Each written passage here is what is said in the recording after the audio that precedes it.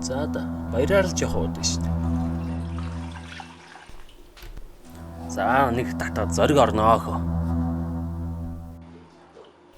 Тааруулж явахаа мэдлгүй яахав дээ.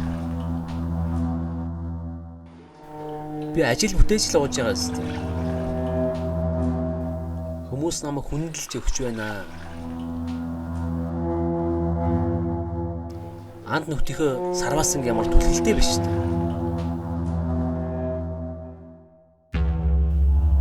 Яа тий? Өөрийнхөө мөнгөөр ууж шүү дээ. Би зовж шít. Надад үнэхээр хэцүү байна.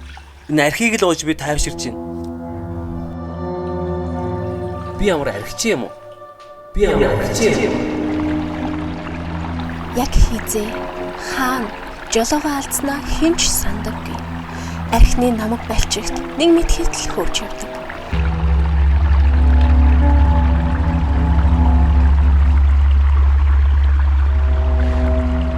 Энэ архины намаг балчгаас гарахад туйлын хэцүү юм.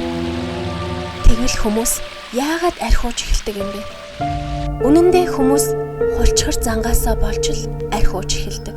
Өөртөө итгэлгүй, биеэ барьдаг, нийгмийн харилцаанд өөрийгөө бүрэн илэрхийлж чаддаггүй, бодит байдлаас айдаг, хулчгарууд л согтуурхаж баярлаж цэнхийг хүсдэг.